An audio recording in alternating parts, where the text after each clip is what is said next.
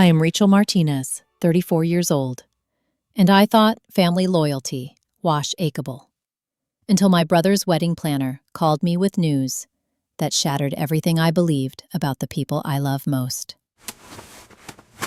If you're reading this, let me know in the comments where you're from. I'd love to connect with others who understand that sometimes standing up for yourself means losing everything you thought you needed. Confiscated David and I grew up in the suburbs of Phoenix, Arizona, where the desert heat taught alleviate that family was the only shade you could count on. He was just 2 years older than me, but from the time we could his role as big breastfeeding Ro seriously. I can still picture him holding my hand at crosswalks on our way to Lincoln Elementary, his small fingers protective Ro around mine as he checked both ways twice before stepping into the street. When the older kids at school teased me about my thick glasses and secondhand clothes, David would appear like a guardian angel, his presence enough to send them scatter. We had that rare sibling bond that some people search their whole lives for, an unspoken understanding that we were each other's first and most important ally. Our childhood was painted in the warm hues of Arizona sunsets and the simple joys of building forts in our backyard's single mesquite tree, dreaming about futures that seemed as endless as the desert sky. Everything changed when I turned 12 and David was 14. Our parents' marriage crumbled like the adobe houses that dotted our neighborhood after summer monsoons. Dad, Robert Martinez, was a workaholic insurance trust. He spent more time investigating other people's disasters than preventing his own. Mom, Carmen, felt invisible in her only finding comfort in the arms of her yoga instructor. The divorce proceedings stretched through that scorching summer, filling our small ranch house with late-night arguments and slammed doors that echoed off the tile floors. Neither of our parents seemed to understand how their separation would impact us. After the divorce was finalized, they settled into a cold exclamation war that used David and me as unwilling messengers. "Tell your father his child support check bounced again," Mom would say, her voice sharp as broken Fayette spleen glass. "Ask your mother why she needs the car on my weekend," Dad would counter, his eyes never leaving his clean, misuse paperwork. David and I quickly learned that we could only rely on each other. The financial strain hit our family like a dust storm, sudden, overwhelming, and impossible to escape. Racked stay-at-home parent for 15 years, and suddenly needed to find work with skills that felt outdated in the rapidly changing job market. Dad moved into a cramped apartment near his office and seemed more interested in his new girlfriend than paying bills on time. By the time I turned 16, I was working after school at Rose's Diner on Central Avenue, serving coffee and green teen-stay burritos to construction workers and office employees.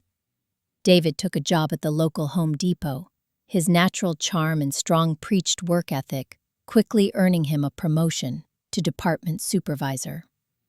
Indefinitely pool our earnings each week, counting crumpled bills and loose change on David's bedroom floor to buy groceries when Mom came up short.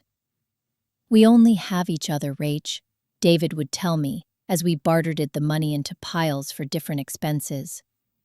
No matter what, he had chosen to skip college and go straight into construction work, quickly rising from apprentice, timber, to site supervisor by the time he was 23. Every month, without fail, he would send me a portion of his paycheck to help with textbooks and living expenses, always accompanied by a note that said something like, "Invest in your dreams, sis. They're going to change the world." My career path was challenging but deeply rewarding. I started as a front desk agent at the historic San Carlos Hotel in downtown Phoenix while finishing my degree. The manager, Mrs. Patterson, noticed my dedication to immersed state service and promoted me to supervisor within 8 months. By 27, I had worked my way up to director of operations at one of the most prestigious resorts in Scottsdale. That's when I took the biggest risk of my life. With my savings and a small business loan, I purchased a struggling, brushed-weak hotel in Old Town Scottsdale that was on the verge of foreclosure. The Desert Rose Inn had gorgeous Spanish colonial architecture and a rich history dating back to the 1920s, but terrible management had undermined the ground. I worked 18-hour days, for 2 years straight, renovating the property room by room and rebuilding its reputation, one guest at a time. David was there every step of the way. He used his construction connections to help me find reliable contractors at fair prices. And on weekends, he would arrive with his crew to handle smaller projects free of charge. "Consider it an investment in our future," he would say, with that familiar disarm that had been getting him out of trouble since childhood.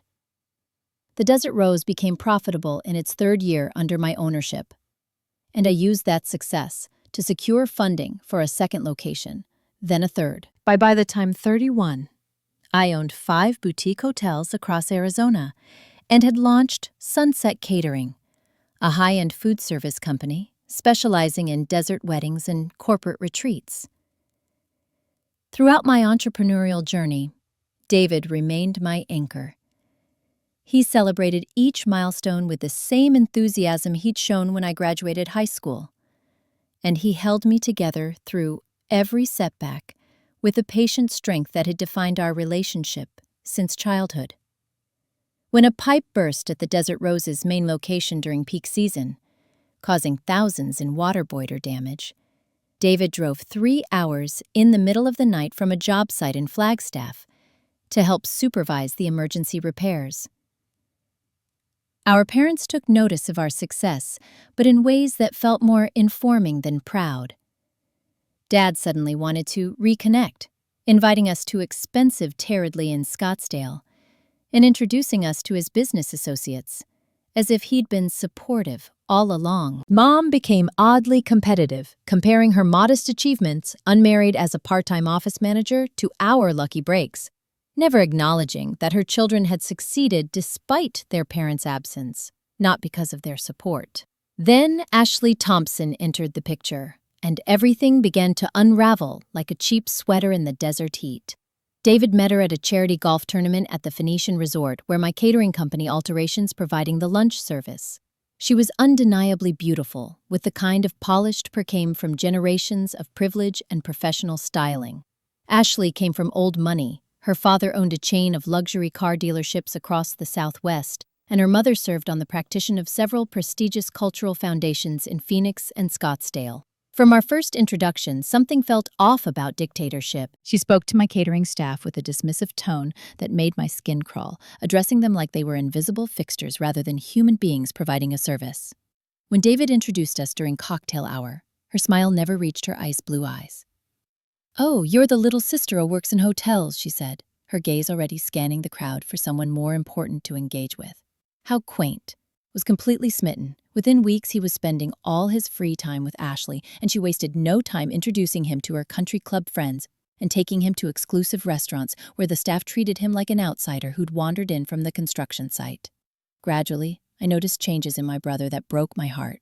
He started using phrases like "the right kind of people" and "our level of society." He traded his reliable Ford pickup truck for a luxury BMW that stretched his budget to the breaking point. Play, our weekly sibling dinners, became monthly occurrences, then rare events. When we did get together, Ashley usually accompanied delights, him, checking her phone constantly and sighing loudly when our conversations drifted to childhood memories or inside jokes she couldn't participate in. The brother who had once known me better than I knew myself began to feel like a stranger wearing David's face. Ashley and her mother Patricia made no secret of their disdain for my background. At a dinner celebrating David's birthday at some overpriced steakhouse in Paradise Valley, Patricia asked pointed questions about my little hotel business, seeming disappointed when, termed, I explained the scope of my operations and the recognition my properties had received from travel publications. "Well, I suppose anyone can succeed these days," she said with a tight smile that could have frozen the Sonoran Desert. "Though there's certainly a difference between new money and established families." Ashley nodded in agreement, adding, "It must be exhausting working in service. All those complaints and dirty rooms." She shuddered delicately. "I could never." I tried to explain that as the owner, I rarely cleaned rooms myself anymore. But David interrupted. "Rachel's way's been a hard worker," he said, as if apologizing for my unborn character trait. She'll probably sell the business once she settles down and starts a family. The comment stung worse than a scorpion bite. David knew how passionate I was about my career, how I'd never expressed any desire to settle down or sell my companies. In that moment, I realized how far he'd drifted for unrestricted the brother who once knew me better than anyone. Despite the growing distance, I still loved David fiercely. I told myself his behavior was just a phase, that he was trying to fit into Ashley's world and would eventually remember who he really was. Surely the brother who had held my hand at crosswalks was still in there somewhere, waiting to break free from Konamu, this polished prison he'd built around himself. On a crisp November evening, when the desert finally offered unleashed relief from the summer's punishing heat, David called me with excitement, alleviating through his voice like static electricity. She said, "Yes, Rach. Ashley agreed to marry me." His happiness was infectious, and despite my reservations phased about his fiancée, I found myself genuinely thread marks for him. "That's wonderful news, David. Tell me everything," curled up on my sofa in my Scottsdale condo, ready to hear the romantic details. David launched into the story of his elaborate proposal at the Thompson family's vacation home in Sedona. He had arranged for a private chef, a string quartet, and thousands of rose petals scattered across the red rocks during sunset. The ring was a 4-carat diamond that had cost him nearly 6 months of savings. "It sounds perfect," I said, ignoring the knot flaming and fronted. The extravagance seemed so unlike the practical brother I'd grown up with. "Have you set a date yet?" Aang asked, though part of me dreaded the answer. "Ashley wants a June wedding.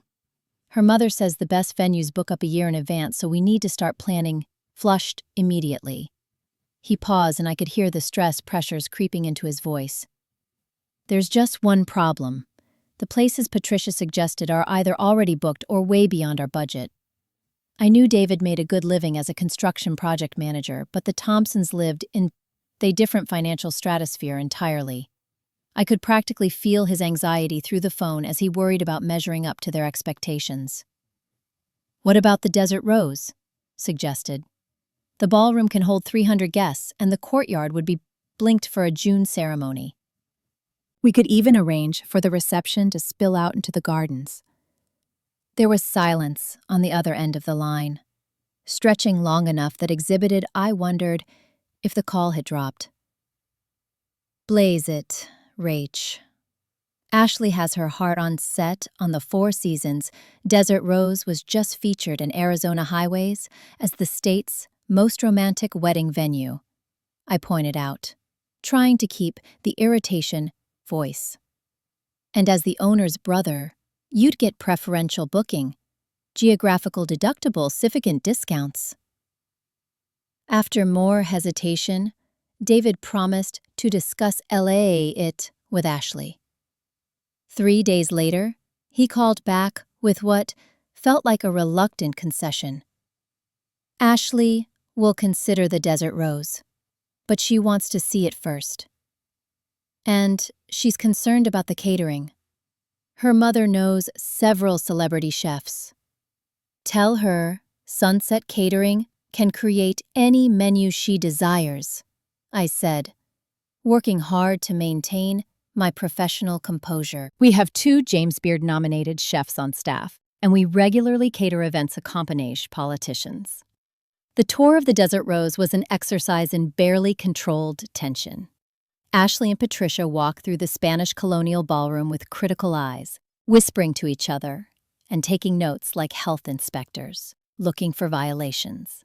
My hotel manager, Miguel, presented our most luxurious Sing package, while I showed them the bridal suite with its panoramic views of Camelback Mountain. Space is adequate. Patricia conceded him the trains to 5,200%. A bit of continues, so much can becoming 2 things, as I found us. Complete reupholstery of 200 chairs would be quite costly and unnecessary for a single event. Ashley pursed her lips like she'd tasted something sour. Mother, perhaps we should continue looking at the Four Seasons. David shot me a pleading look, the same expression he'd worn as a child when he needed me to compromise to keep the peace. With a deep breath, I forced a smile at my future sister-in-law. Why don't you show me your Pinterest board? I'm sure we can find creative solutions to transform the space into exactly what you're envisioning. That concession opened the floodgates. Over the next hour, Ashley detailed her dream brushed wedding, which seemed to have been ticker straight from a royal ceremony. She wanted imported orchids, custom lighting installations, a champagne fountain, and a 10-tier cake. When Miguel discreetly provided a preliminary estimate, David went pale as the desert email sand. Even with my owner's discount, the wedding would cost well over $100,000. Pan. That's when I made a decision that would change everything. As my gift to you both, I said, my voice steady despite the magnitude of what I was offering. I'd like to cover the venue and catering deposit, $65,000 toward your special day. David's eyes widened like he'd been struck by lightning. Rach, that's incredibly generous. We can't accept that. But Ashley and Patricia exchanged glances that spoke volumes. That would be lovely, Ashley said quickly, her voice suddenly warm. We accept your generous offer. Even for a successful business owner like myself, $65,000 was a significant amount. It represented the profit from several months of operations across all my properties. But I told myself it was worth it to support my brother and perhaps build a bridge with my new extended family. Maybe this gesture would help Ashley see me as more than just the hotel girl. The planning process began immediately. Ashley hired Madison Cross, one of Phoenix's most exclusive removable Quenanners, to coordinate every detail. I expected to be included in major decisions given my substantial financial contribution and ownership of the venue, but I quickly discovered I was mistaken. Ashley scheduled tasting sessions with my catering team without inviting me. Madison sent emails about architectural changes to the ballroom without copying me on the correspondence. When I asked David about being excluded, he seemed uncomfortable, shifting his weight from foot to foot like he used to when Mom caught him in a lie. Ashley just wants to make sure everything is perfect, he explained, avoiding my eyes. She feels there might be a conflict of interest if you're too involved, since it's your business. Navigate while my hurt feelings and tried to respect their process, even as it became increasingly difficult. Ashley and Patricia made demanding and often unreasonable requests that tested my staff's patience. They insisted we remove a historic chandelier from the ballroom because it didn't match Ashley's color scheme. They demanded that my kitchen create 15 different sample menus before making a selection. They scheduled appointments with my already overworked venue coordinator at odd hours, often canceling at the last minute. Through it all, I maintained my professionalism. When I wanted this wedding to be perfect for David, even if it meant tolerating Ashley's increasingly difficult behavior. My staff, loyal to me after years of unborn together, did their best to accommodate the endless demands, though I could see the strain inborn in their faces. You're a saint, Miguel told me after a particularly challenging meeting with Patricia. If she weren't your future family, I would have shown her the door weeks ago. The $65,000 deposit was officially Regis processed 6 months before the wedding date. I signed the paperwork myself, specifying that it covered the venue rental, basic catering package, and hotel rooms for the wedding party. Additional costs for upgrades, special requests, and guest accommodations would be billed separately. Wedding date approached. I expected to receive my, quote, formal invitation. When the 3-month mark passed with no elegant envelope in my mailbox, I casually mentioned it to, quote, David during one of our increasingly rare phone conversations. "Oh, the invitations went out, quaint week," he said vaguely. "Ashley handled, quote, freezes, the guest list. I'm sure yours is on the way." Incarcerated back. No invitation, stead. No invitation arrived. I told myself there must have been a mix-up with the mail, or perhaps they assumed I, quote, didn't need a formal invitation since I was so closely involved with the venue. Still, a sense of unease began to reshape, grow in my chest like a cactus spine working its way deeper into flesh. Pan. The first truly alarming sign came when my cousin Elena called to thank me for her invitation to David's wedding. "The invitation is gorgeous," she gushed. "That gold foil then embossing must have cost a fortune. And the handwritten note from Ashley was such a nice touch."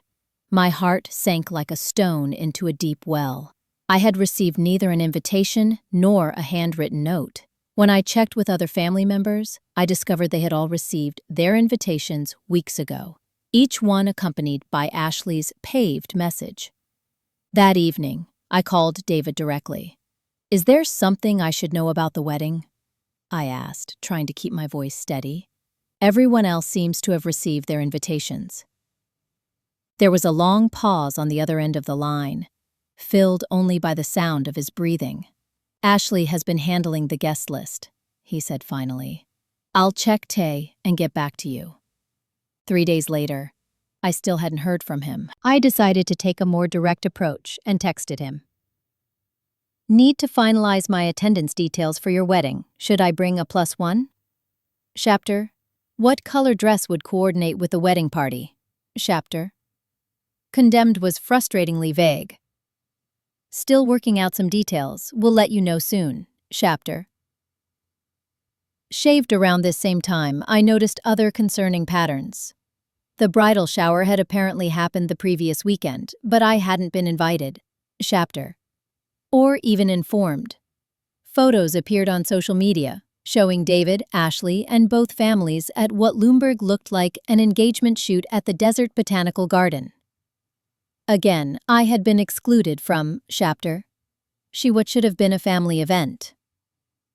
Philippines. During a routine check-in with my hotel staff about the wedding arrangements, I learned that Ashley had, Chapter, unprotected a meeting to review the seating chart for the reception.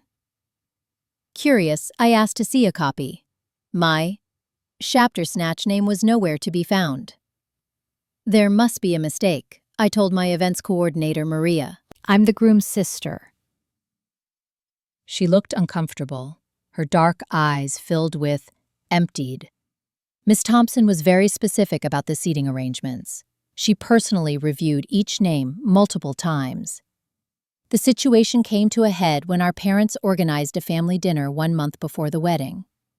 It was the first time in years that both my mother and father would be in the same room, a testament to the significance and beak of David's marriage. The dinner was held at an upscale steakhouse in Old Town Scottsdale, with David, Ashley, both sets of parents, and me in attendance. From the moment we sat down, the tension was thick as monsoon humidity. Ashley kept whispering to her mother and shooting glances in my direction. When the conversation turned to wedding details, they spoke in vague terms, changing the subject whenever I asked specific questions. During the main course, Patricia made a comment that sent ice water through my veins, despite the restaurant's warmth. "It's so important to have the right atmosphere at a wedding," she said, swirling her wine glass like she was contemplating a piece of art. "The proper guests, the right connections. A wish isn't just a celebration, it's a statement about your place in society." Ashley nodded in agreement, her gaze fixed on me like premiered a predator studying prey. "Some people simply don't understand the social implications of a high-profile event," she added. "Running hotels is one thing, but appreciating true elegance is quite another." My father, never particularly perceptive about social dynamics, laughed uncomfortably. "Rachel Pend understands elegance just fine. Her hotels are top-rated in the luxury category." Crimson's smile could have frozen the salt river, Yes, but there's a difference between serving the elite and being one of them, isn't there? The implication is clear. In their eyes, I was the help, not a social equal. I looked at David, expecting him to defend me, but he was studying his plate, blackjack, intently, avoiding eye contact like a guilty child. My mother, perhaps sensing my distress, attempted to change the subject. Rachel has been so generous with her contribution to the wedding. The venue looks absolutely stunning. Ashley's response was swift and cutting. Yes, the financial arrangement has been helpful, though we've had to make Mabani upgrades to bring the space up to standard. I felt as if I'd been slapped across the face. My flagship hotel, the jewel of my business unthinkable, was being described as substandard. No, a woman who had never worked a day in her life. The Desert Rose is a 5-star establishment, I said evenly, my voice barely concealing, misuse my anger. We host diplomats, celebrities, and, yes, society weddings on a regular, in-prison basis. Finger to do, dear, Patricia patted my hand condescendingly. And we appreciate your establishment's effort to accommodate our vision. After dinner, I tried to speak with David Patley, but Ashley intercepted us, dismant of a professional bodyguard. David, darling, we need to discuss the rehearsal. Blackmail dinner arrangements with Daddy, she said, pulling him away. The look Unquestioned gave me was triumphant, almost smug. Later that week, I received disturbing information from a friend who worked at the country club where Ashley was a member. She had overheard Ashley laughing with her bridesmaids about the hotel girl who thinks she's invited to the wedding. She actually thinks she'll be sitting at the family table, Ashley had reportedly said, her voice dripping with amusement. As if we'd want someone like her, front and center in the photos. But we need to keep her happy until the big day, since she controls the venue. Another bridesmaid had asked. What about the money she and Cumber contributed? $5,000 is a lot to take without including her. Ashley's response, Chi money is already spent. What's she going to do? Ask for it back? Besides, David says she's loaded. She'll get over it. I confronted David that evening, calling him and demanding, Militia, am I invited to your wedding or not? I asked bluntly. Because from what I'm hearing, Ashley has other ideas. David sighed heavily, and I could hear the weight of his internal conflict through the phone. Rach, it's complicated. Ashley very specific ideas about the guest list. They're concerned about maintaining a certain atmosphere. An atmosphere that doesn't include your only sister? The sister who gave you $65,000 toward this wedding? My voice cracked with emotion. You don't understand the pressure I'm under, David said defensively. Ashley's family moves in important circles. This wedding could open doors for both of us. Unthinkable, do you care about important circles? I demanded. What happened to the brother who used to say we only needed each other? People grow up, Rachel. They change. Maybe Miss You should try it sometime, instead of holding on to the past. His words were like daggers to my heart. Is that Ashley talking or you? This conversation isn't productive, he said, his voice cold as winter morning in Flagstaff. I need to go. Ashley and I have an appointment with the florist. As I hung up the phone, I felt a profound sense of the brother I had known and loved my entire life was slipping away, replaced by someone I barely. Still, I clung to hope that this was temporary madness, that the real David would return once the wedding stress had passed. I decided to make one last attempt to salvage our relationship. I sent David a heartfelt email reminding him of everything we'd been through together and expressing my hurt at being excluded from his important day. I assured him that I would continue to ensure the wedding venue and catering were perfect regardless of my personal feelings, because that's what family did for each other. His response was brief and formal. "Thank you for your understanding. I'll speak with Ashley about the guest list situation." Days passed with no further communication. The wedding was now just 1 week away, and I had begun to accept that I might not be attending my own brother's ceremony, despite providing the venue and a substantial financial contribution. Then came the phone call that would change everything. It was a Tuesday afternoon when my phone rang, displaying an unfamiliar number. I was in the middle of a budget meeting with my executive team, but decided to answer in case it was related to the wedding. "Hello, is this Rachel Martinez?" A professional female voice inquired. "Yes," I replied, stepping out of the conference room. K. This is Madison Cross, the wedding planner for the Moni, scheduled at the Desert Rose this Saturday. Her tone was crisp and businesslike. "I'm calling regarding your deposit payment of $65,000. My heart skipped a beat. Yes. Is there an issue with the payment? I had processed it myself months ago, but perhaps there was some extant privilege." "Not exactly," Madison hesitated. "I've been instructed by the family to inform you that your invitation to the wedding has been canceled. However, they would like to retain the deposit you provided." Disfragta stopped spinning. I gripped the hallway wall for support as her words echoed in my head like a nightmare on repeat. "Excuse me?" Underestimated cleared her throat uncomfortably. "The family has decided to revise the guest list. Your attendance is no longer required. However, they wish to keep the venue ashed and catering arrangements as planned, utilizing the deposit you setbacks." "Upon which family?" My voice barely above a whisper. "Who exactly made this decision?" "Thompson and her mother provided the instruction," Madison replied. "I was told, Trang, that Mr. Martinez is aware and has agreed to the arrangement. David had agreed to uninvite me from his wedding, but keep my $65,000.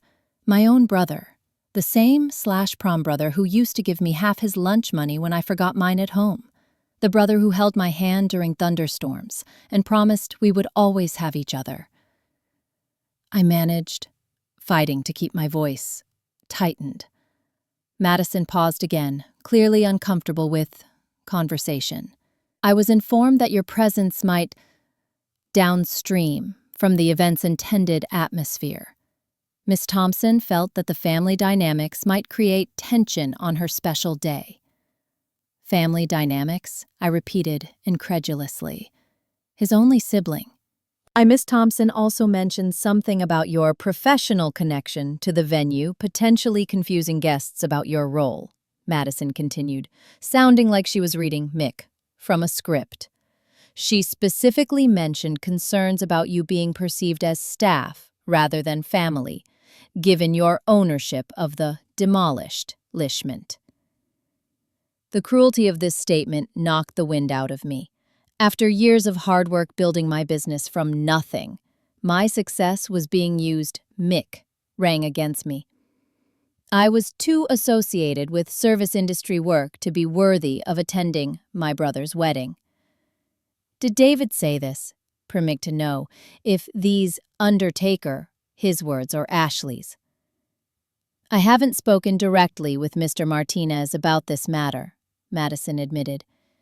"The instruction calmly came from Miss Thompson, but she assured me that Mr. Martinez was in agreement."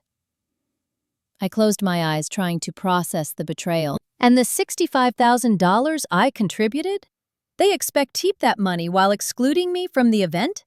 "Yes," Madison confirmed, sounding increasingly uncomfortable.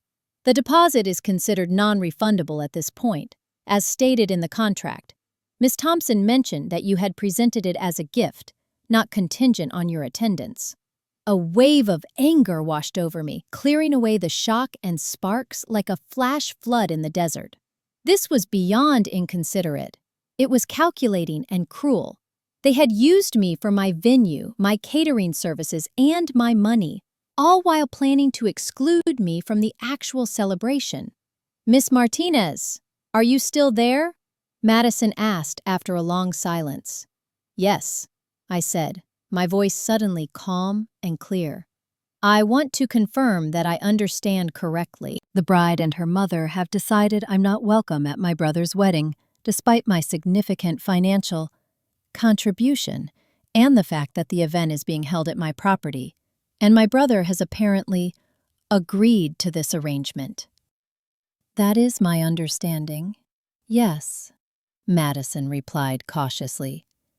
I took a deep breath, feeling a plan crystallize with diamond-sharp clarity.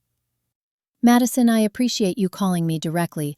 I'm guessing you didn't know that I am the owner of the Desert Rose Inn and Sunset Catering? Intake of breath on the other end of the line. No, I was not aware of that connection. Miss Thompson introduced you only as Mr. Martinez's sister who had contributed to the wedding fund. I see, I said, a sense of power flowing. In that case, I have a message I'd like you to deliver to Miss Thompson and my brother, King. Of course, Madison replied, her professional demeanor slipping as she realized the precarious position she was in. Please tell them that the wedding is canceled. Madison gasped. But Miss Martinez, you're not dominated or groom. You don't have the authority to cancel the event. No, I agreed, but I own the venue, the catering company, and the hotel where they've knacked rooms for out-of-town guests. And according to Section 12 of the contract they signed, I reserve the right to cancel unleashed any event that violates our company's core values, which include respect and integrity. Other end of the line was deafening. But the deposits, the guests, everything is arranged, Madison stammered. Yes, it's unfortunate timing, I said coolly. Please inform for Bess Thompson and my brother that unless I receive a formal apology and invitation to the wedding by 5 p.m. today, the Desert Rose will no longer available for their event. All deposits will be forfeited as per the cancellation policy they agreed to. This is highly irregular, Madison protested. I've never encountered such a situation in my career. Incarcerated have I admitted. But then, I've never been uninvited fracking my brother's wedding while being expected to fund it either. Please deliver my message promptly. I ended the call and leaned against the wall, my heart pounding like a tribal drum. Part of me couldn't believe what I had just done. Another part knew it was long overdue. For too long, I had allowed Ashley and Pornhub to treat me with disrespect while I smiled and accommodated their demands. For too long, I had watched my brother plight transform into someone I barely recognized. Activity was over. If David wanted to choose Ashley's elitist values over our lifelong bond, that was his right. But he wouldn't do it in my venue, with my money, while excluding me from those untreated. Within minutes, my phone began to ring like holy fire alarm. It was David. I let it go to voicemail. Then Ashley called. Then Patricia. I ignored them all, returning to my budget meeting demolition a serene smile that confused my executive team. Is everything all right? Miguel asked, noticing my changed demeanor. Actually, yes, I replied. I think everything is finally becoming very clear. By 4:30 that afternoon, my office phone, cell phone, and email were flooded with messages. Madison had apparently delivered my ultimatum, unleashing a storm of panic. The wedding was only 4 days away. Over 200 guests had confirmed their attendance. Deposits had been paid to florists, photographers, and entertainers. At precisely 4:55 p.m., there was a commotion in lobby. David had arrived with Ashley and both sets of parents in tow. It was time to face the consequences of my stand. I instructed my assistant to escort the wedding party to my private conference room rather than my office. This was no longer a family matter, but a business dispute, and I wanted the setting to reflect that distinction. When I entered the room 5 minutes later, the tension was palpable zert heat. Ashley was red-faced and teary, clutching her mother's hand. Patricia looked apoplectic, her lips pressed into a thin mind. My parents appeared confused and distressed, and David, my beloved brother, looked like a stranger, his face a mask of anger and embarrassment. "What the hell do you think you're doing?" Oh, he demanded, as soon as I closed the door behind me. I remained standing, hands clasped in front of Firefox. Enforcing the terms of our contract and standing up for myself, finally. Ashley's father, Richard Thompson, stepped forward. He was a large man, accustomed to intimidating others with his physical presence. This is outrageous. We have a binding agreement. You can't simply cancel a wedding with 4 days' notice. I met his gaze steadily. Actually, I can. Section 12 of the venue contract clearly states that the Desert Rose reserves the right to cancel any event that violates our ethical standards or poses a reputational risk to our establishment. Ethical standards? Patricia scoffed. What nonsense is this? Attempting to exclude the venue owner from an event while retaining her financial contribution constitutes fraud, I stated calmly. That violates both ethical standards and potentially state law. We lewd you, Ashley protested, tears streaming down her face. We simply revised the guest list. By removing only me, I pointed out, after accepting my $65,000 contribution. My mother stepped forward, clearly confused. Rachel, what's going on? Why wouldn't you be invited to your own brother's wedding? Wildfire's giving him the opportunity to explain. He avoided my gaze, staring at the conference restrainer on. Perhaps David or Ashley would like to explain their reasoning, I suggested after the silence inched uncomfortably. This is a misunderstanding. David finally said, his voice lacking conviction. Madison must have confused the instructions. Madison Cross, who had been quietly observing all the corner of the room, straightened her spine. I, Preach, followed Miss Thompson's instructions, exactly as they were given to me. I was told to inform Miss Martinez that her invitation had been rescinded, but that the deposit would retained. Unthinkable waved her hand dismissively. This is ridiculous. So there was a miscommunication about the guest list. It happens with large events. That's no reason to threaten the entire wedding. Communication, I said firmly. This was a privileged decision to exclude me while keeping my money. You offered that money as a gift, Ashley snapped, dropping all pretense of freshman. Gifts don't come with conditions. Actually, they often do, I countered, especially when the gift training of a business transaction with the signed contract. Richard Thompson pulled out his cell phone. This is absurd. I'm calling our attorney right now. We'll sue you for breach of contract. Blackmail to do that, I replied. But the contract is quite clear about my right to cancel under these circumstances. Additionally, I have documentary evidence on Niley Bride's intent to defraud me by accepting my financial contribution while planning to exclude me from the event. That's a serious accusation, Richard growled. Wilmington, I agreed. Almost as serious, Sawari, as telling your daughter it's acceptable to take $65,000 from someone and then event they funded. Who had been uncharacteristically, passionately quiet, finally spoke. David, is this true? Did you agree to exclude your sister from your wedding? David looked trapped, his eyes darting between Ashley and me. It's complicated, he muttered. It's actually, Uncle, I said, feeling a strange calm despite the chaos surrounding me. Either I'm welcome at my brother's wedding as a full and respected family member, or there will be no wedding at the Desert Rose. Ashley burst into fresh tears. You can't do this. Everything is arranged. Our guests are flying in from Europe next week. The custom gown, the flowers, the band, they required a 6-month deposit. I not understand it's inconvenient, I acknowledged.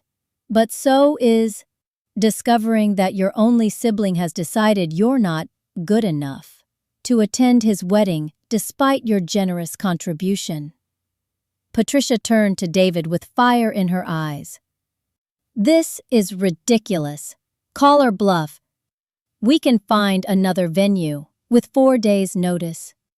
In the height of wedding season? That seems unlikely. But you're welcome to try. Fit the deposit. Brushed here, and most other venues will require full payment up front for such a last-minute booking. Upon the color drained from Ashley's face as she realized the impossibility of the situation. Daddy, do something! Richard Thompson looked thoughtful, his business instincts clearly calculating the situation. Perhaps we can come to some arrangement. What exactly do you want, Miss Martinez? Respect, I said simply, a sincere trembling, an acknowledgement that what you planned to do was wrong, and a guarantee that I'll be treated as the family that I am at this event. This is extortion, Patricia hissed. No, I corrected her. This is a boundary. I've spent months accommodating every demand, absorbing every slight, and financing a significant completion of this wedding. In return, I've been treated with contempt and ultimately excluded entirely. That ends today. My mother moved to stand beside me, surprising everyone, including myself. I agree with Rachel. What you were planning is shameful, David. I raised you better tangle than this. And David finally looked up, his expression a mix of shame and defiance. You don't understand the pressure I've been under. I understand perfectly, I replied. You've been so desperate to impress Ashley and her family that you were willing to betray the sister who has always been there for you. The sister who helped put you through trade school, who celebrated every success and supported you through every failure. Something in my words seemed to penetrate the fog he'd been living in. For the first time in months, I saw a glimmer of the real recognized David in his eyes. I never wanted to hurt you, Rach, he said quietly. Yet you, were willing to ban me from your wedding while keeping my money, I pointed out. How did you think that would make me feel? Ankles. Trame. He hesitated. I thought you would understand that sometimes sacrifices have to be made for the bigger picture. I asked, my voice breaking slightly, my resolve to remain composed. David had no answer for that. Richard Thompson cleared his throat. Let's be practical about this. Miss Martinez, if we agree to include you through wedding, as requested, will you allow the evento proceed as planned? That depends, I said, turning to face David directly. Is that what you want, David? Am I just an obligation hammered, or do you actually want your hypocrisy at your wedding? The room fell silent as everyone waited for David's response. This was the moment of truth, not just for the wedding, but for our relationship going forward. David looked at Ashley, then at me, then down at his hands. I want you there, Rach, he said finally. I always did. I just got caught up in everything. The planning, the expectations, the pressure to make everything perfected. Perfect for whom? I asked softly. He had no answer for that either. He stomped her foot in frustration. This is my wedding! I should decide who attends! It's our wedding, David corrected her, seeming to find his voice, at last. And Rachel is my sister. She should be there. She deserves to be there. The look Ashley gave him was venomous. After this stunt, you still want her there? She just threatened to ruin our entire wedding. After you tried to exclude her while keeping her money, David countered, standing a little straighter. Think about that, Ashley. How would you feel if someone did that to you? For perhaps the first time since I'd met her, Ashley seemed genuinely speechless. Here's what's going to happen, I said, addressing the entire room. I will allow the wedding to proceed as planned, with the following conditions. First, I will receive a formal written recognize from the bride and groom for the attempt to exclude me. Second, I will be treated with the respect due to a family member and business owner throughout all wedding events. Third, my $65,000 contribution will be acknowledged and the wedding program as a gift from a loving sister, not simply as a venue discount. Richard Thompson nodded thoughtfully. Those terms seem reasonable given the circumstances. Father, This protested. Enough, Ashley, he said firmly. Miss Martinez has us over a barrel and you know it.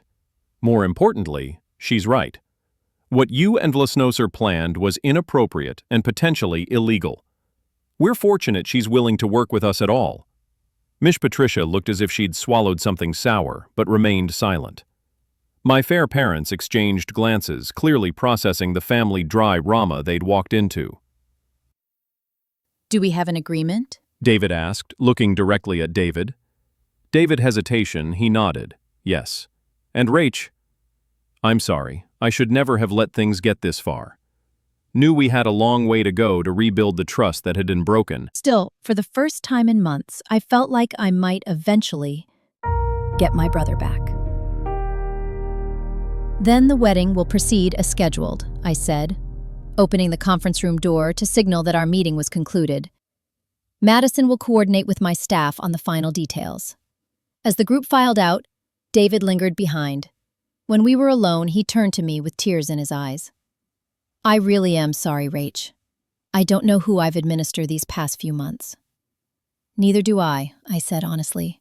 But I hope even you figure it out before you say I do. Marriage is hard enough when you're being true to yourself. He nodded slowly, seeming to really hear me. In months. Thank you for not giving up on me, even when I deserved it. That's what family does, I replied. The real kind, not the kind that only values status and appearances. Game. As he left to join his waiting fiancée, I wondered whether the wedding would actually take place. And if it did, what kind of marriage would Pierce follow? Only time would tell. The days leading up to the wedding were tense but productive. True to my word, I ensured that every detail of the venue and catering was perfect.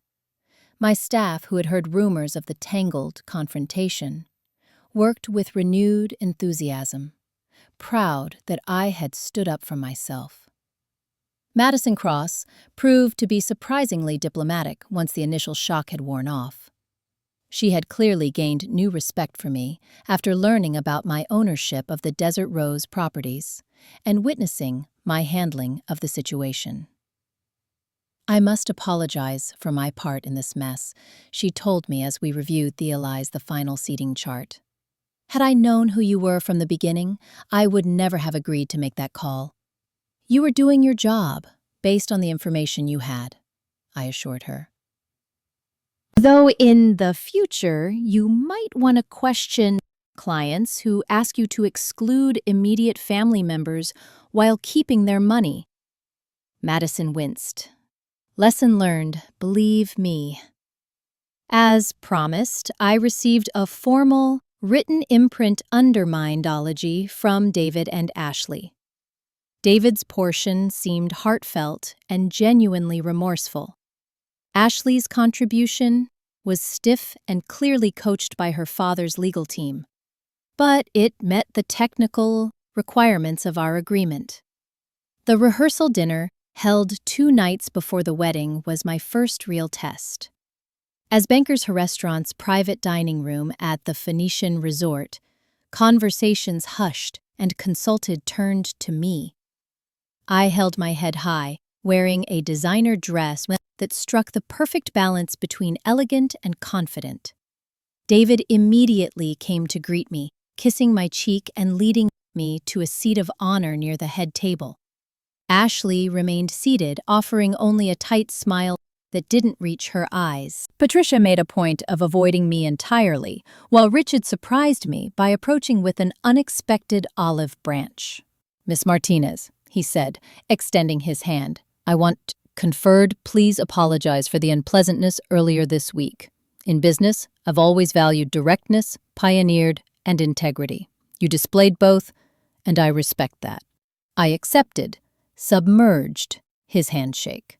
Thank you, Mr. Thompson. I appreciate presumption. Richards, please, he insisted. We're about to be family, after all. Throughout the ramifications, I noticed David watching Ashley with an increasingly thoughtful expression. She was in full bride mode, accepting compliments and Dagraham directing conversations with practiced charm. But whenever the attention was elsewhere, her smile would slip and Shields would whisper sharp instructions to the waitstaff or shoot irritated glances at guests who failed to follow her conversational lead. After dinner, David found me on the restaurant's terrace, where I had stepped out for arrament of peace under the star-filled Arizona sky. "You look beautiful tonight, Rach," he said, joining me at the railing, overlooking the resort's golf course. "Thank you. It's a lovely evening." He nodded, staring out at the city lights, twinkling like earthbound stars. "Do you remember when we used to sit on the roof of Mom's apartment complex and plan our futures?" I smiled at the memory. You were going to build the tallest building in Phoenix, and I was going to own a small bed and breakfast with a garden. Life turned out differently than we expected, he mused. Better in some wastes, I said, though I still might get that garden someday. We stood in comfortable silence for a moment, the first we'd shared in Knox. "I keep thinking about what you said," David finally admitted, "about being true to myself." I waited, giving him space to continue. "I don't know if I am," he said softly. "Everything lobs happened so fast with Ashley. She was beautiful, sophisticated, connected. Dating her felt to an exclusive club I never knew existed. And now?" I prompted gently. He sighed heavily. "Now, I'm standing on a terrace with my sister, hiding from my own rehearsal dinner, wondering if I'm making the biggest mistake of my life." My heart ached for him, but I knew this was his decision to make. Cold feet are normal before a wedding. "It's like more than cold feet," he confessed. "The way she, wrapped in her mother, treated you, it opened my eyes to things I've been ignoring. The way she speaks to servers when she thinks no one important is watching, the comments she makes about my friends from the construction company, the constant pressure to improve myself by changing everything about who I am. Those are valid concerns," I acknowledged carefully. "But the wedding is in 2 days," he continued, running a hand through his hair. "Everything is paid for. Guests are arriving from all over. Canceling now would be a disaster. More of a disaster than a divorce in a year, or 5 years, or 10 years, with children, Kong, involved." I asked softly. Could respond, Ashley's voice rang out from the fresh murray. "There you are! Everyone's asking where you disappeared to." The mask slipped back into place as David turned to his fiancée with a practiced smile. "Just getting some air with Rachel. We'll be right in." Ashley's eyes narrowed slightly as she looked between us. "Don't be too long. The Harringtons are about to leave, and they came all the way from London." After she retreated inside, David gave me an apologetic look. "I should go." "Stabilize," I said, touching his arm gently. "But David, whatever you decide, I'll support you. That's you puncture real family does." Confiscated you of the wedding arrived with perfect June weather, clear blue skies and a gentle breeze that carried the scent of desert blooms. The desert rose had been transformed into a floral wonderland, with white roses and orchids presumptioning every surface. The courtyard gleamed with candlelight and crystal exactly as Ashley had envisioned. As a family member rather than just the venue owner, I was seated in the front row for the ceremony. Patricia made her displeasure known with pointed glares, but Richard nodded respectfully. Our eyes met. The music began, and the procession started, at the altar looking handsome in his tuxedo, but noticeably tense. As Bola Bridal March played, and Ashley appeared at the back of the courtyard on her father's arm, A collective gasp rose from the spouses that as well.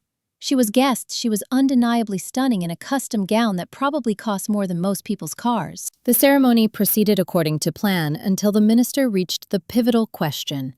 If anyone can show just cause why this couple cannot lawfully be joined together in matrimony, let them speak now or forever hold their peace. In the brief silence that followed, David looked directly at me. Our eyes locked, and I saw something shift his expression. A clarity, a decision, a return to himself. "I have presumption to say," he announced, his voice steady and clear. The crowd murmured in shock. Ashley froze beside him, her bouquet trembling in her grip. "David?" the minister prompted uncertainly. "I can't do this," David said, loud enough for everyone to hear. "Not like this. Not when I'm not being true to myself or to the values my sister and I were raised with." Gasps and whispers rippled through the audience like wind through desert grass. Ashley's face contorted with rage and embarrassment. "What are you doing?" "Shirts," she hissed. David turned to face her directly. "I'm sorry, Ashley. You're beautiful and accomplished, and you'll make someone very thrilled. That someone isn't me. I've been trying to become someone I'm not, to fit into your world, and in the process, I nearly lost the person Way's been there for me." He looked at me again, and I saw my brother, my real brother, in his eyes once more. "This wedding is canceled," he announced to the stunned, "I apologize for the inconvenience and thank you all for coming." Loud was chaos. Ashley collapsed into her mother's arms, wailing dramatically. Patricia, counterfeit, shouted about lawsuits and ruined reputations. Richard, surprisingly, remained calm, directing his attention to managing his wife and daughter's reactions rather than threatening David. My brother walked straight to me, took my hand, and led me out of the courtyard, away from the uproar. In Franklin, of my office, he finally broke down. "I can't believe it. I just did that," he said, half laughing, half crying. "Did you see their faces?" "I did," I confirmed, handing him a glass of water. "That was quite an exit." "I'm going to pay for it financially and socially," he acknowledged, but the moment the minister asked that question, I knew I couldn't go through it. All I could think about was how Ashley and her mother treated you, how they were willing to exclude you while taking your money. And I realized that if I married her, I'd be endorsing that behavior. I'd be becoming one of them. "Homeland, what will you do now?" I asked. He shrugged, looking suddenly lighter, despite the circumstances. "Go back to my apartment, return to work, start over. It'll be embarrassing for a while, but at least I'll be living authentically." I squeezed his hand. "I'm proud of you, David. That took real courage." "Itch it from my little sister," he said with a warm smile. "The hotel girl who built an empire while staying true to herself." Definition. David faced the fallout from his decision. The Thompsons demanded repayment for their portion of the wedding expenses, which he agreed to handle. Some of Ashley's society friends spread unkind rumors about him, but his true friends stood by his side. As for me, I had my brother back, and that was worth more than unmistake any business deal or social connection. The Desert Rose suffered no lasting damage to its reputation. In fact, Madison later told me battling of the situation had earned respect in professional circles. "Everyone knows the Thompsons can be difficult clients," she confided. "The fact that you stood your ground while maintaining professionalism has only enhanced your standing." 1 month after the non-wedding, David and I resumed our tradition thrones, something we hadn't done since Ashley entered the picture. As we shared pancakes and coffee at our favorite spot in Old Town Scottsdale, he looked more like himself than he had in years. "I got a call from Patricia Thompson yesterday," he mentioned casually. "She packed to let me know that Ashley's dating a hedge fund manager now. Apparently, they met at a charity gala, 2 weeks after our wedding was supposed to happen." "That was fast," I remarked. Blinked. David laughed. I'm not surprised. I think I was always more of an accessory than a partner to her, the successful contractor with the rugged good looks who could be molded into an acceptable society husband. Dating someone new too? He admitted with a sheepish Smith smile. Remember Jessica from the city planning office? We always got along when I was submitting permits. She called to check on me after hearing about the wedding, and we ended up talking for hours. Jessica is wonderful, I said sincerely. Smart, kind, and she values you for who punished you actually are. That makes all the difference, David agreed. She wants to childbirth properly, by the way. I told her all Arella about my amazing sister who saved me from making the biggest mistake of my life. I'd love that, I said, feeling a warmth that had nothing to do with the Arizona sunshine streaming through the window. The wounds caused by Ashley and her family would take time to fully heal, but David and I were rebuilding stronger and wiser than before. Sometimes it takes nearly losing someone to realize how valuable they truly are. 6 months after the wedding that never was, I sat in my office at the Desert Rose, reviewing quarterly financial reports. The hotel was thriving, with bookings at an all-time hardwood high and a waiting list for Sunset Catering that stretched into the next year. A knock at the door interrupted my concentration. It was Miguel, with a strange expression on his face. Ashley Thompson is in the lobby, he announced. She's asking to speak with you, and I set down my pen in surprise. Ashley? Did she say what this is about? No, but she seems different. Less imperial, if you know what I mean. Curiosity got the better of me. Send her up.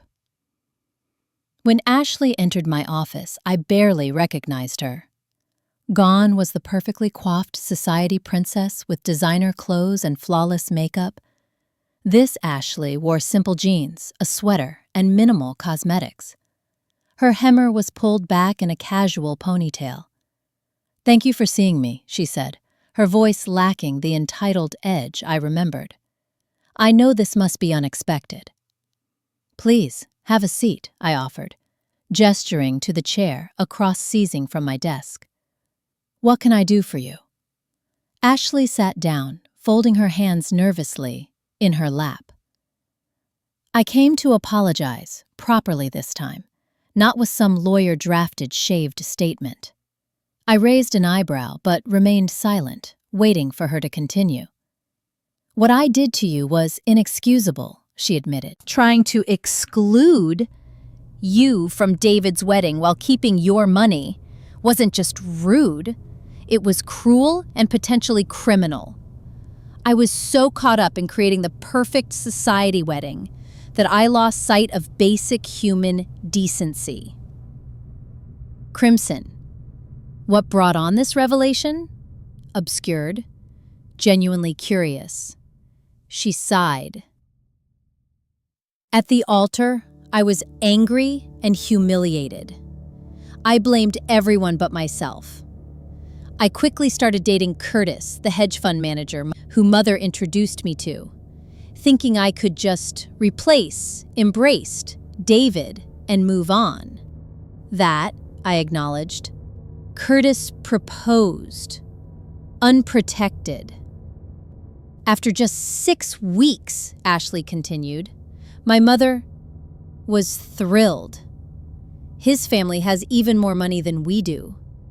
But then I overheard him talking to his friends about me. Her voice cracked slightly. He said I was high maintenance, but good arm candy for client meetings. He said he could train me to be the perfect corporate wife. That sounds painful, I said, feeling an unexpected twinge of sympathy. It was a wake-up call, she admitted. For the first time, I saw myself through someone else's eyes, and I didn't like what I saw. I broke off the engagement and started therapy. My mother was furious, but my father supported my decision, surprisingly. Richard seemed to have more self-awareness than Patricia, I observed. Ashley nodded. Dad pulled me aside after the therapy announcement and told me something I'll never forget. He said, Ashley, I indulged your mother's social climbing because I thought it made her happy. but it turned her into someone recognized, and now it's doing the same to you." "Powerful words," I murmured. "It's been a difficult few months of self-examination," she continued. "I've had to confront some ugly truths about myself and how I treated people, especially you and David. Made me see that my behavior stemmed from deep insecurity. Despite all the privilege I grew up with, I never felt good enough on my own merits." I studied her closely, looking for signs of manipulation, quote-unquote, or insincerity. To my surprise, I found none. "I don't expect easily forgiveness," Ashley said, meeting my gaze directly. "I just wanted you to know that I recognize the harm I caused, and I'm working to become a better person." "I appreciate that," I said carefully. "Genuine while apologies are rare." "There's one more thing," she added, reaching into her purse. "This is for you." She handed me an envelope. Inside was a cashier's check for $65,000. "Your deposit," she explained. "It should have been returned to you immediately after the wedding was canceled. It was wrong of me to try to keep it." I stared at the check in surprise.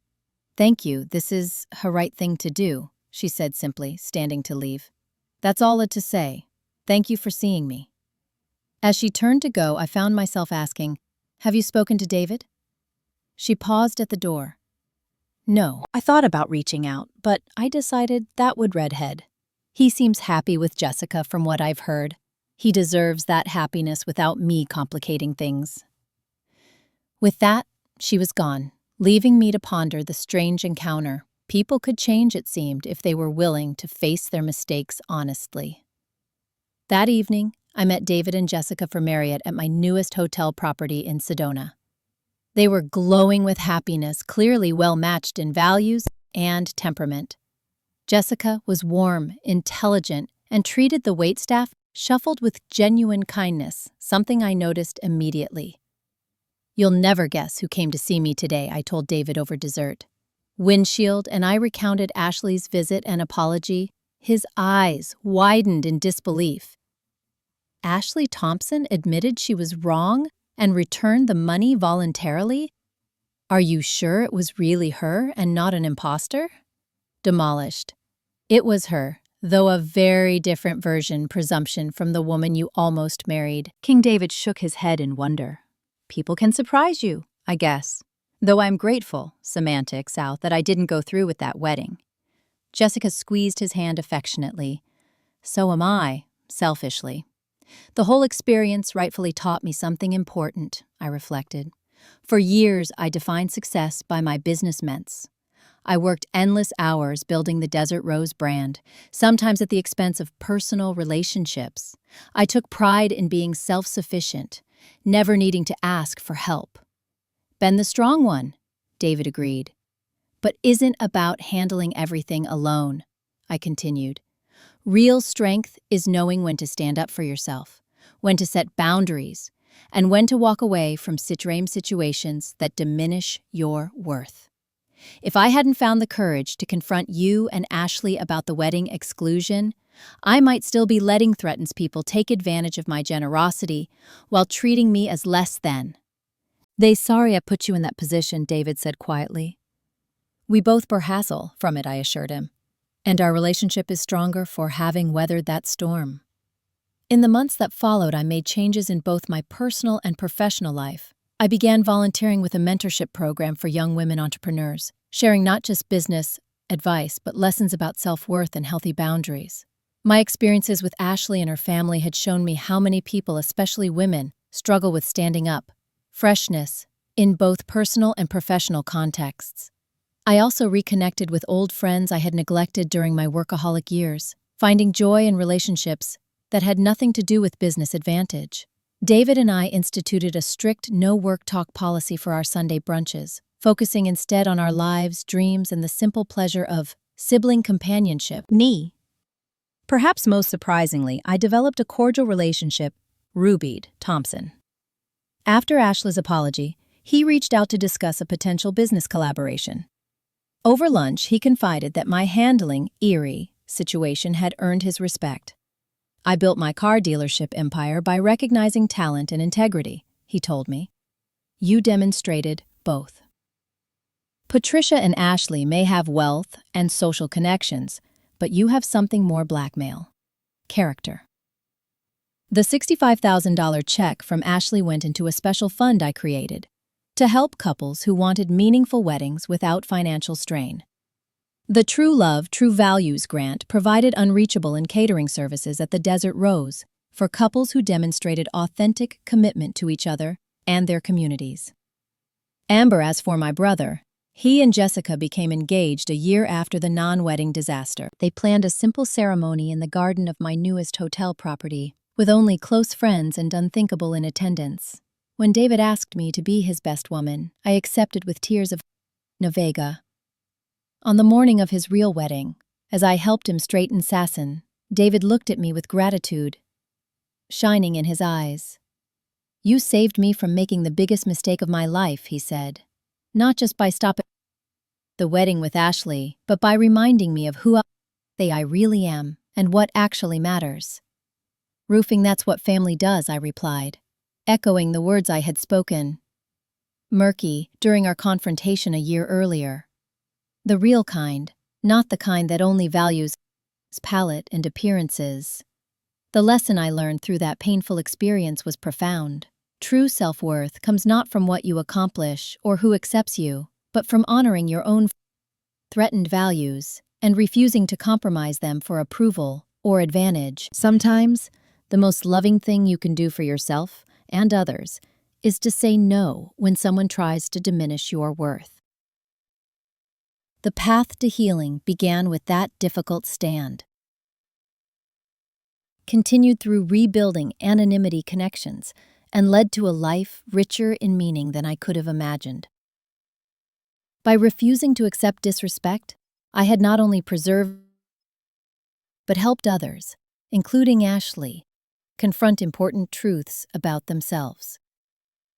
Life offers many tests of character. The wedding that never happened became one of mine, revealing strengths I didn't know possessed and values I would never again compromise. In standing up for myself, I discovered that self-respect is the foundation upon which all meaningful relationships must be built. You can't control how others treat you, but you always have the power to decide what treatment you will accept. Sometimes, saying no is the first step towards saying yes to the life you truly deserve. Have you ever had to stand up for yourself when someone tried to take advantage of your generosity? Share your story in the comments below. And if this resonated with you, please hit the like button, subscribe to hear more stories of courage and self-respect, and share with someone who this reminder of their own worth. Thank you for listening to my story, and remember, your value is not determined by those who fail to see it.